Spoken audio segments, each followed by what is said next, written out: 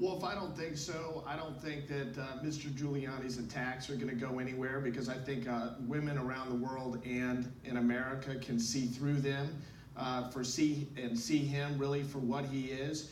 You know, I do want to go back on what I said, though. You know, I called him a pig last night and this morning and earlier today. And an apology, actually, Wolf, is in order, but not for not to Mr. Giuliani, but rather to the pig.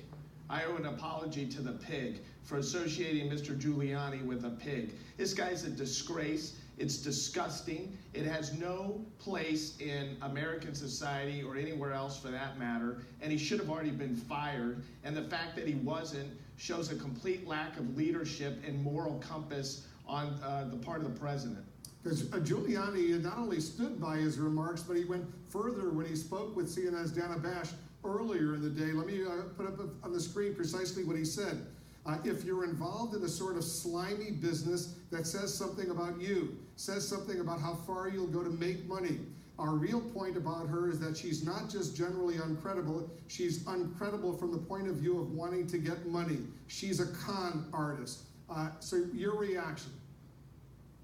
Again, Wolf, this guy's got no credibility. I mean, I think he's lost his marbles. These comments are so outside the realm of normalcy and logic that it is astounding. It is shocking. And the fact that he would double down on these comments, triple down on them today on two separate occasions, it's just shocking to me. I just don't get it, and I don't understand why this president continues to employ somebody of this nature. This guy's a disaster. But is it the goal of your client to make money, as he alleges? He says she's trying to make money through her body. That's just not true, Wolf, and it's just a personal attack. And look, Mr. Trump and Mr. Giuliani and Mr. Cohen and their lawyers, they have engaged in an attempt at character assassination on my client and me personally over the last 2 weeks. And it's not going to work. And the reason why they're doing it is because they don't want to answer the tough questions. They can't fight us on the facts and the evidence, so they want to distract by demeaning us, calling us names, etc. It's not going to work. Let me ask you about the lawsuit that you at Stormy Daniels filed yesterday, accusing her former lawyer, Keith Davidson, of working with Michael Cohen, the president's longtime personal lawyer and fixer, to manipulate Daniels to help President Trump. Is this more of a blow from your legal perspective to Keith Davidson than it is to Michael Cohen?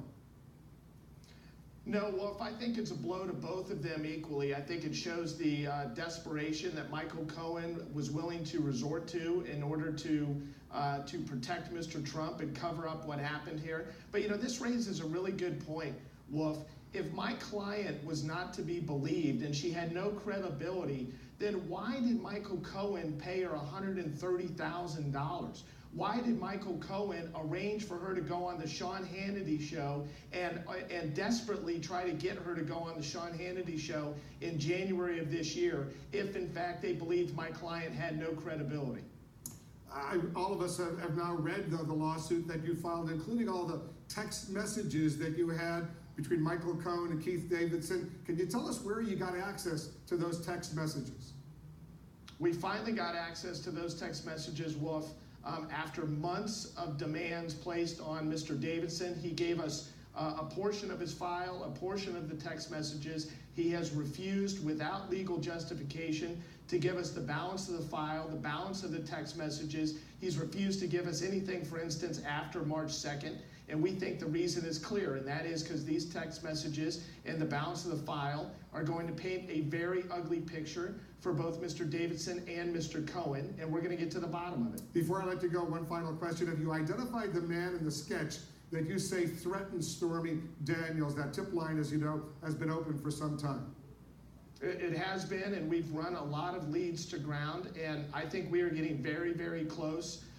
We believe that we may have someone that, in fact, may be the individual that threatened her, but we're not ready to announce it quite yet. When do you think you'll have it? Well, we don't know. We're going to be really careful because, as you know, I mean, we don't want to be wrong about this, and we don't want to out someone who is innocent because of the ramifications of that on that person's life. So we're going to be really, really careful before we make an announcement. Michael Avenatti, thanks for joining us. Thank you. Just ahead, the birth of a